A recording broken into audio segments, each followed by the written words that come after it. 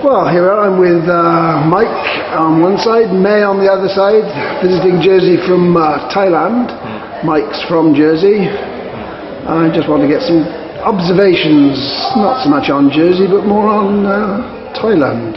Okay. What's the Jerseyman doing in Thailand, first of all? Well, currently I work for the UN. I write software, consult for the World Food Programme.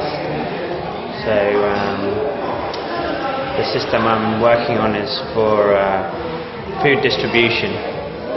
So they'll take it out to the fields and they sign people up, and then afterwards it can handle the distribution by cash and voucher. Is that for distribution in Thailand or in other Asian places? Actually, it will be rolled out in 80 countries. It's every country that WFP operates in, it should be used in. Yeah, that's what I'm doing in Thailand. But before that, I was a teacher. I was a market researcher. I was also a software developer on various other projects. I worked for a bit for NGOs. What sort of NGOs? I worked for a company that did the work for the NGOs. So they did work for the Red Cross and Los Angeles city government, and while I was there, and various other. Where in Thailand are you based though? In Bangkok. Bangkok. Yeah. And May, what's a bit of your background? You're obviously from Thailand. Yeah. Is that a problem? Different nationalities? Does it create problems? Generally, are No. Thai people just generally accommodating them? Just generally accommodating people. And it's not like there's too much of a job shortage for low-paid jobs. How many Thais are unemployed? As you can see, like there are many vacancies, but still a lot of people don't have jobs. So I don't know, maybe like some like don't match each other. If people are out of work or they're too ill to work, do they get looked after? There are some social security mechanisms like that, and different governments have implemented such, those kind of socialist policies. I thought often as populist ways to get elected, but if people want it, then it's. The message we get here is the Asia is becoming a very enterprising. It's obviously erupting commercially. Tiger economies. Tiger economies. Is that really true of Thailand? I think yes, it's still true, but it's not like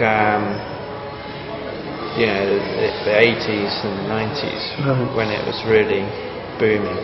The lingerie which you sell in your business, is that made in Thailand or is it bought in from somewhere? Some import and some made in Thailand. Depends on the brand. Because silk and those sort of things, that was obviously used to be a strong thing in Thailand. Is it still strong? Yeah, still and expensive. Yeah. That's expensive. Yes. Is there any other speciality which is Thai? You say this is something like Jersey potatoes you've got here, but there must be other things which you can say it's very Thai. Food, clothing. Yeah, food. Food. Yeah. Clothing, yeah. The reason I'm asking these rather strange questions is that obviously Jersey is a little community which is desperately looking out at the world for new areas to expand basically the finance industry into for various activities. Is Thailand the sort of place, do you reckon, that Jersey could show an interest or be useful? Yeah, if they're bringing foreign wealth, foreign capital, I suppose they may find projects, but I think Myanmar is the place that's rapidly changing now. I'd say it's a risky place to invest in, but there may be some huge returns on like anything to do with mining. Well, the potential, we're told, for what used to be called Burma is immense, and all of a sudden the restrictions are about to be removed. We don't know what sort of government they've actually got there, but a more liberal sort of government, so presumably things will begin to happen. The risk is they've still got the same people in government, same people who turned about at the last minute and you know, foreign investors have lost money, a lot of money in the past before because of that. But so the risk is they do that again.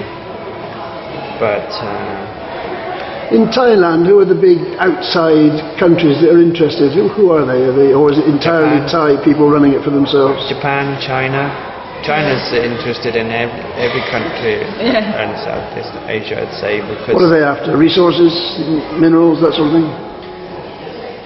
Well, there's an interesting project in Myanmar now that they're building a deep sea port, and this. Well, from what I've heard, the Chinese want to build a deep sea port across Burma to, I forget the name of the place. India are also building their own deep sea port, and the idea is to you don't have to go via Singapore. Will it be a free port? Is that what they're going to be doing? No, it will be completely owned and run by the Chinese. Right. That's just why it's causing a stink in Myanmar, because they feel it's giving up their sovereignty.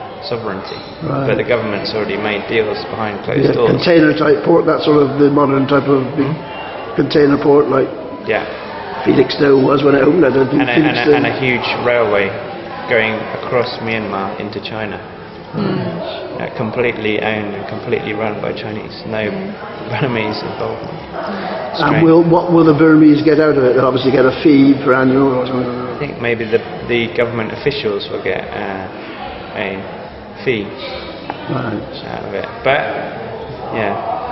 in Thailand, who are the enterprising people in Thailand? 'Cause whenever you see it on television, everybody looks very busy. They always look as though they know how to make a living. But is that true? Are they an enterprising? Yes, Thai people are very entrepreneurial. You can see it in the street because they're always. I'd say Thailand is freer market, much freer market than here. It seems a lot easier for Thai people to just start a new business. Really? And still many people have their own business. The talk here is always of red tape restrictions. Is that exist there? I mean, obviously it will be, but is it not much? I think corruption and bribery can sometimes be beneficial for getting around red tape. I'm not saying that corruption is a good thing, obviously it's not. Obviously the ideal is that you have the right amount of regulation and not too much, not too little. But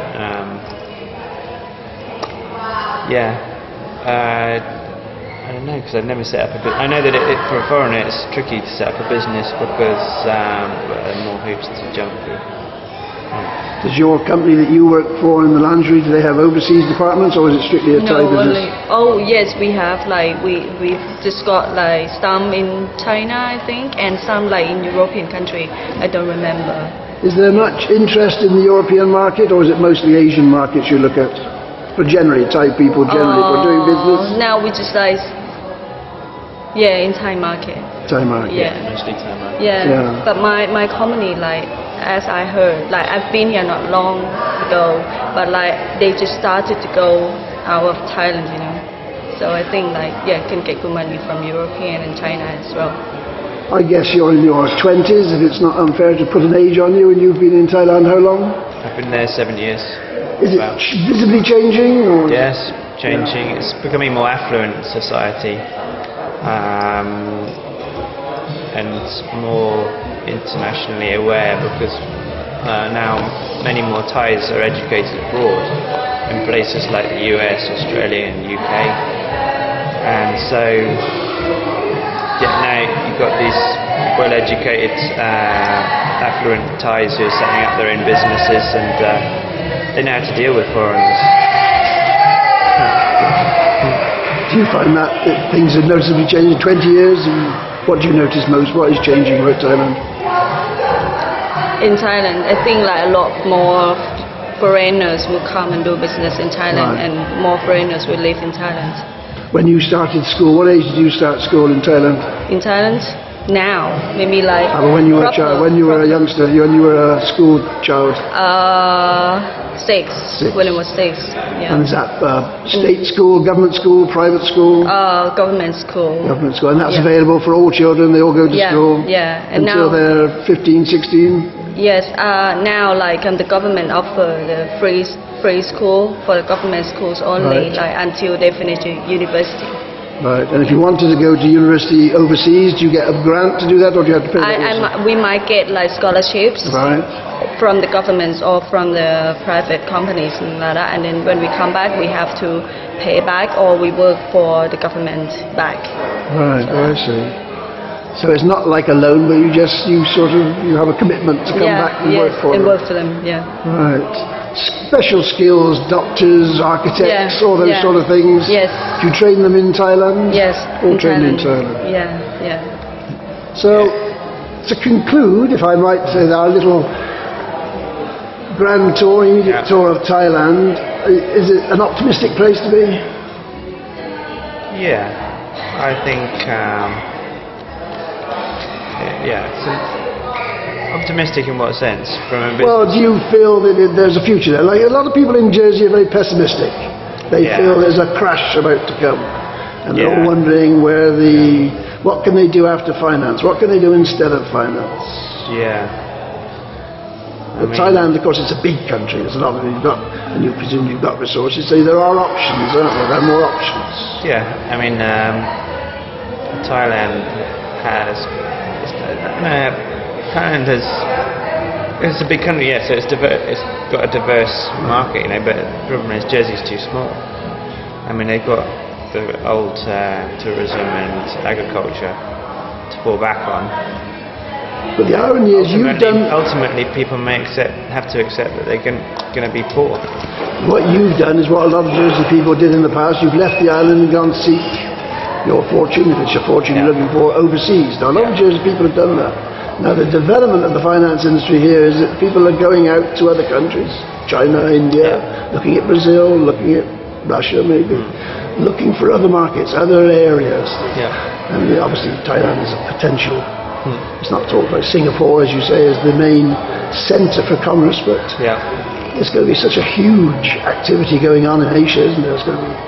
There's a lot of money for everybody in Asia, isn't there, once it starts to really get on the boil, once the economy really starts to buzz out there. Yeah, it's a very productive region of the world. And especially Burma Myanmar opening up now with all its resources. I can't really predict what kind of change that would bring. And then you've also got China, which is kind of feel like China's starting to spill over its borders.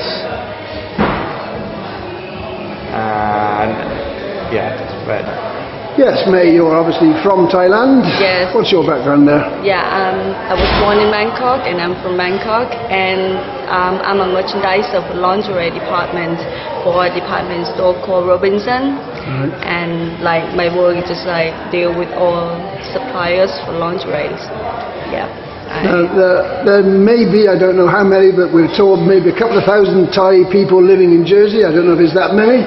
I don't know if you've got any idea how many Europeans live in Thailand. Anybody know? A lot. A lot. Like they got married with Thai women, and they got their own business, or someone like him like work in Thailand for himself like that. Is it difficult? Are you welcomed as a European in Thailand?